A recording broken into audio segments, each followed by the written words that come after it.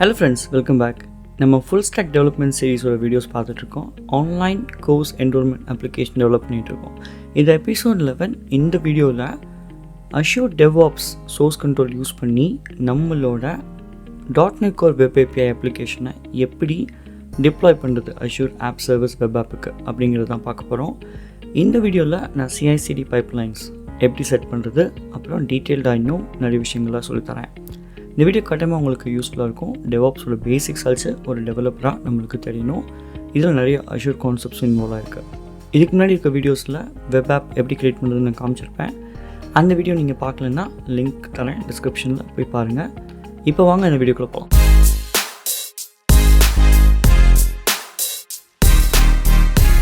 So நம்ம வீடியோக்குள்ளே போகிறதுக்கு முன்னாடி இப்போ நீங்கள் பார்க்குற லிங்க் github.com/learnsmartcoding இதுதான் என்னோட யூசர் அக்கௌண்ட். இதுக்குள்ளே ஏகப்பட்ட ரெப்பாசிட்டரிஸ் இருக்குது. ஒவ்வொரு ரெப்பாசிட்டரிஸும் ஒவ்வொரு இம்பார்ட்டன்ட் ப்ராஜெக்ட். நீங்கள் இதை ப்ரௌஸ் பண்ணி உங்களுக்கு பிடிச்சதை நீங்கள் எடுத்துக்கோங்க. வீடியோக்கு ஸ்பெசிஃபிக்கான ஒரு ரெப்பாசிட்டரி வீடியோட டிஸ்கிரிப்ஷன்லேயே இருக்கும். நீங்கள் என்னை ஃபாலோ பண்ணணும்னு நினச்சிங்கன்னா LinkedIn, Instagram, Twitter அப்புறம் GitHub இந்த 4 லிங்க்கும் இங்கே இருக்குது. நீங்கள் இதை கிளிக் பண்ணி என்னை நீங்கள் ஃபாலோ பண்ணலாம். ஸோ நான் பண்ணுற எல்லா ஆக்டிவிட்டீஸும் உங்களுக்கு தெரியும். இப்போது வாங்க வீடியோக்குள்ள போகலாம். ஓகே, ஸோ நான் dev.azure.com லாகின் பண்ணிவிட்டு என்னோடய சோர்ஸ் கோடை இங்கேருந்து நான் எடுத்துக்க போகிறேன். இதை பற்றி ஒரு வீடியோஸ் ஆல்ரெடி போட்டிருக்கேன். அது பார்க்கலன்னா எப்படி பண்ணுறது அப்படிங்கிறத இந்த வீடியோ பார்த்து தெரிஞ்சுக்கோங்க. இப்போது நான் என்ன பண்ண போகிறேன்னா, இந்த ரெப்பாசிட்டரிக்குள்ளே போய் பைப்லைன்ஸை கிளிக் பண்ணேன்னா இந்த மாதிரி நியூ பைப்லைன்ஸ்கில் இந்த மாதிரி ஒரு ஆப்ஷன் வரும். நம்மளுக்கு நிறைய இடத்துல சோர்ஸ் கண்ட்ரோல் இருக்குது இல்லையா, GitHub அப்புறம் இந்த மாதிரி பிட் பக்கெட் இந்த மாதிரி நிறைய இடத்துல இருக்குது. ஸோ இதுதான் அது கேட்குது, எங்கே இருக்குது உங்கள் கோடு அப்படின்னு கேட்குது. நான் என்ன பண்ண போகிறேன்னா Azure DevOpsல தான் இருக்குது அப்படின்னு சூஸ் பண்ண போகிறேன். அப்படியா, அப்போது இந்த ப்ராஜெக்ட்டில் இருக்கிற ரெப்பாசிட்டரி சூஸ் பண்ணுன்னு சொல்லுது. நான் சர்ச் பண்ணி என்னோடய அப்ளிகேஷனை சூஸ் பண்ணிட்டேன், அதாவது ரெப்பாசிட்டரி. இப்போ இது .NET Coreங்கிறதுனால ASP.NET Core சூஸ் பண்ணால் இது என்ன பண்ணுதுன்னா, இந்த ப்ராஜெக்டை ஆல்ரெடி ரீட் பண்ணி அதுக்கேற்ற மாதிரி YAML ஃபைலை நம்மளுக்கு அதுவே க்ரியேட் பண்ணி கொடுக்குது. முன்னாடிலாம் அது பண்ணாது. இப்போ அவங்க இம்ப்ரூவ் பண்ணியிருக்காங்க. ஒன் பை ஒன்னாக பார்க்கலாம். ட்ரிகருங்கிறது மெயின் பிரான்ச்சில் ஏதாவது கோட் வந்துச்சுன்னா ட்ரிகர் பண்ணு. பூலுங்கிறது இந்த இமேஜ் பூல், எந்த ஒரு விண்டோஸ் இதில் அதை லோட் பண்ணணும் அப்படிங்கிறது. மற்றபடி இதெல்லாம் வேரியபிள்ஸ். அடுத்தடுத்து என்ன இருக்குன்னா, பேசிக்லி இப்போ ஒரு அப்ளிகேஷன் நீங்கள் பில்ட் பண்ணணும் லோக்கல்னா என்ன பண்ணுவீங்க, கோடை டவுன்லோட் பண்ணி பேக்கேஜஸை இன்ஸ்டால் பண்ணி பில்ட் பண்ணுவீங்க இல்லையா, அதுதான் இந்த ஸ்டெப்ஸில் சொல்லுது. ஸோ இந்த ஸ்டெப்ஸில் என்ன சொல்லுதுன்னா, இங்கே தான் கோட் இருக்குது, இந்த வாய்ஸை யூஸ் பண்ணு, இந்த பேக்கேஜஸ் எல்லாமே இன்ஸ்டால் பண்ணு, இன்ஸ்டால் பண்ணதுக்கப்புறம் இந்த ப்ராஜெக்டை பில்ட் பண்ணு. ஓகே, பில்ட் பண்ணால் போதுமா? பத்தாது. கடைசியாக ஒரு ஸ்டெப் இருக்குது. அந்த ஸ்டெப்புக்கு பேர் தான் பில்ட் பண்ண கண்டென்ட்டை ஜிப் பண்ணி பேக்கேஜஸாக மாற்றுறது. அதுக்கு பேர் தான் ஆர்டிஃபேக்ட்னு சொல்லுவாங்க. ஸோ இந்த ஆர்டிஃபேக்ட்டுக்கு கடைசியாக நான் காப்பி பண்ண பேஸ் கோடு தான். ஸோ இந்த கோடில் என்ன சொல்கிறோம் அப்படின்னா, ஹே நீ பில்ட் பண்ண கண்டென்ட்டை ஆர்டிஃபேக்ட் அதாவது ட்ராப் அப்படிங்கிற ஒரு லொக்கேஷனில் பில்ட் பண்ணி ஜிப் பண்ணி போட்டுரு அப்படின்னு சொல்கிறோம். அவ்வளோதான். இப்போ இதை சேவ் பண்ணி ரன் பண்ணோம் அப்படின்னா இந்த YAML ஃபைல் என்னோடய சோர்ஸ் கண்ட்ரோல், அதாவது நான் காமிக்கிற இந்த dev.azure.comல இருக்க சோர்ஸ் கண்ட்ரோலில் இந்த ஃபைல் ஆட்டோமேட்டிக்காக க்ரியேட் ஆகிரும். நீங்களும் உங்கள் சோர்ஸ் கோடை இதிலேருந்து டிப்ளாய் பண்ண முடியும். இதுக்கு ஒரு வீடியோ போட்டிருக்கேன், இந்த வீடியோ பாருங்கள். இப்போ இந்த ஜாப்குள்ளே போய் பார்த்தீங்கன்னா நம்ம அந்த ஸ்டெப்ஸில் YAML ஃபைலில் ஸ்டெப் பை ஸ்டெப் என்ன பண்ணமோ அதுதான் எக்ஸிக்யூட் ஆகி பில்ட் ஆகி முடிஞ்சிருக்கு. ஸோ இப்போ இந்த பில்ட் ஆர்டிஃபேக்ட்ஸை தான் நம்ம ரிலீஸ் பைப்லைனுக்கு யூஸ் பண்ண போகிறோம். ஸோ இப்போ நம்ம க்ரியேட் பண்ணதுக்கு பேர் build pipeline which is nothing but CI pipeline, அதாவது continuous integration pipeline. ஓகேவா, இதுதான் நம்மளோட CI pipeline. ஏன்னா ஒவ்வொரு வாட்டியும் கோட் வரப்போ இன்டெக்ரேஷனுக்கு நம்ம பில்ட் பண்ணி வைக்கிறோம் இல்லையா, அதனால தான் அதுக்கு CI அப்படின்னு பேர் வச்சுருக்காங்க. இப்போது என்னோடய ப்ராஜெக்ட் கீழே இந்த ரெப்பாசிட்டரி கீழே நம்ம இப்போ பில்ட் பைப்லைன் க்ரியேட் பண்ணோம். இப்போ நம்ம அந்த பைப்லைனை சூஸ் பண்ணி ரிலீஸ் அப்படின்னு ஒன்று இருக்கும். அப்படி சூஸ் பண்ணிங்கன்னா ரிலீஸ் பைப்லைனை இங்கே க்ரியேட் பண்ண முடியும். ஸோ இதெல்லாமே என்னோடய எக்ஸிஸ்டிங் ரிலீஸ் பைப்லைன். நியூ கொடுத்து நியூ ரிலீஸ் பைப்லைன்னா ஒரு புது ரிலீஸ் பைப்லைன் க்ரியேட் ஆகும். ஃபஸ்ட்டு கேட்குறது எங்கே டிப்ளாய் பண்ணுற Azure App Service Deployment அப்படிங்கிறது தான் நம்ம சூஸ் பண்ணணும். அப்ளை பண்ணிங்கன்னா ஃபஸ்ட்டு இது சூஸ் ஆகிடுச்சு. இப்போது இங்கே ஆர்டிஃபேக்ட் சூஸ் பண்ணணும். ஆர்டிஃபேக்ட்னா என்னென்னா, நம்ம பில்ட் பண்ண கண்டென்ட் எங்கேருந்து எடுக்கணும்னு கேட்குது. ஸோ இந்த ப்ராஜெக்ட் டுட்டோரியல்ஸுங்கிற ப்ராஜெக்ட் கீழே இந்த நேம், இப்போ நான் சூஸ் பண்ண நேம் தான் நம்ம இதுக்கு முன்னாடி கொடுத்த பில்ட் பைப்லைனோட நேம். இது சூஸ் பண்ணிட்டீங்கன்னா ஆர்டிஃபேக்ட் வந்துடுச்சு. இந்த மின்னல் சிம்பிளை கிளிக் பண்ணிங்கன்னா இப்படி காமிக்கும், கண்டினியூஸ் டிப்ளாய்மெண்ட் வந்து எனேபிள் பண்ணணுமான்னு. அப்படின்னா என்ன அர்த்தம்னா, ஒவ்வொரு வாட்டியும் பில்டு க்ரியேட் ஆகிறப்போ ரிலீஸ் பைப்லைன் ஆட்டோமேட்டிக்காக ட்ரிகர் ஆகணுமா? ஆமாம், எஸ்ன்னு கொடுத்தாச்சு. இப்போது இந்த டாஸ்க்கை கிளிக் பண்ணிங்கன்னா இந்த மாதிரி வந்து நிற்கும். இப்போது இங்கே வந்து நான் வந்து ஒரே ஒரு இடத்துல தான் டிப்ளாய் பண்ணுறேன். ஸோ அது நான் ப்ரொடக்ஷன் அப்படின்னு கொடுத்துக்கிறேன். பேசிக்லி ரியல் டைம் என்விரான்மெண்ட்டில் நிறைய வெர்ஷன்ஸ் இருக்கும். டெவலப்மெண்ட், QA, ஸ்டேஜ் இல்லைனா UAT, அதுக்கப்புறம் தான் ப்ரொடக்ஷன் இருக்கும். நம்ம அவ்வளோ இது பண்ணாதனால டேரெக்டாக இது வந்து என்னையை பொறுத்தளவுக்கு இது ப்ரொடக்ஷன்னால நான் ப்ரொடக்ஷன் அப்படின்னு நேம் கொடுத்துருக்கேன். அடுத்து நீங்கள் பார்க்க வேண்டியது இந்த Azure சப்ஸ்கிரிப்ஷன். இது என்னென்னா, நம்ம ஞாபகம் இருக்கா, வெப் ஆப் வந்து பேசிக் ஆத்தென்டிகேஷன் டிசேபிள் பண்ணியிருந்தோம். அப்படின்னா என்ன அர்த்தம்னா, இப்போ இங்கே இந்த பைப்லைன் இந்த Azure DevOpsலேருந்து நம்ம ஆப் சர்வீஸுக்கு எப்படி கனெக்ஷன் செக்யூராக ஓப்பன் பண்ணுறது அப்படிங்கிறது நம்ம பண்ணணும். அதுக்கு தான் இந்த சர்வீஸ் பிரின்சிபல் அப்படின்னு ஒன்று இருக்குது. ஸோ இந்த சர்வீஸ் பிரின்சிபல் அப்படிங்கிறது ஒன்றும் இல்லை, இந்த இதுக்கும் அதாவது Azure DevOpsக்கும் இந்த போர்ட்டில் இருக்க நம்மளோட ஆப் சர்வீஸுக்கும் ஒரு செக்யூர்டாக ஒரு இது லிங்க் க்ரியேட் பண்ணுறது தான். ஓகேவா? ஸோ இந்த இடத்துல வந்து இந்த கோடை டிப்ளாய் பண்ணுறதுக்கு நம்ம ஒரு கனெக்ஷன் எஸ்டாப்ளிஷ் பண்ணணும். ஸோ இதை ஃபஸ்ட்லேருந்து பண்ணுவோம்.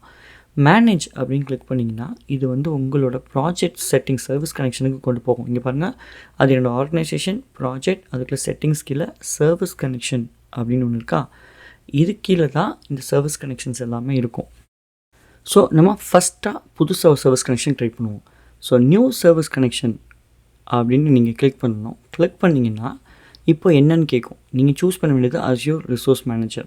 தேர்ட் ஆப்ஷன் சூஸ் பண்ணி நெக்ஸ்ட் அப்படின்னு கொடுத்திங்கன்னா அடுத்து கேட்க வேண்டியது சர்வீஸ் பிரின்சிபலாக இல்லை என்ன மாதிரி ஒரு செக்யூர்ட் நெட்வொர்க் க்ரியேட் பண்ணணும். எனக்கு சர்வீஸ் பிரின்சிபல் ஆட்டோமேட்டிக்.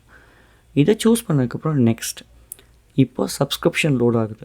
இப்போ இந்த என்ன பண்ணணும்னா உங்களை முதல் லாகின் பண்ண சொல்லும். நீங்கள் இந்த போர்ட்டலேருந்து அஷ்யூரோட எந்த போர்ட்டலுக்கு லாகின் அதாவது இணைக்கிறீங்க அப்படின்னு. ஸோ இங்கே வந்து இப்போ நான் இங்கே என்ன பண்ண போகிறேன்னா என்னோடய லாகினை சூஸ் பண்ண போகிறேன். அதாவது learnsmartcoding@gmail.com. ஸோ இங்கே வந்து என்னோடய இமெயில் ஐடி க்ரியேட் பண்ணுறேன், அதாவது லாகின் பண்ணுறேன், நோட்டிஃபிகேஷன் அனுப்பும். சேவ் பண்ணதுக்கப்புறம் இந்த நோட்டிஃபிகேஷன் அதாவது இந்த ஆத்தென்டிகேஷன் எனேபிள் ஆகிடும். எனேபிள் ஆனதுக்கப்புறம் என்ன பண்ணணும்னா என்னோடய இமெயில் ஐடியை பேஸ் பண்ணி என்ன சப்ஸ்கிரிப்ஷன் இருக்கோ அது எல்லாமே லோட் ஆகும். அதுக்கு தான் இந்த ஆத்தென்டிகேஷன். ஓகேவா? ஸோ ஆத்தென்டிகேஷன் முடிஞ்சிருச்சு. இப்போது இந்த ப்ரௌசர் க்ளோஸ் ஆகிடும். இப்போ இங்கே போனீங்கன்னா 2 சப்ஸ்கிரிப்ஷன் இருக்கும்.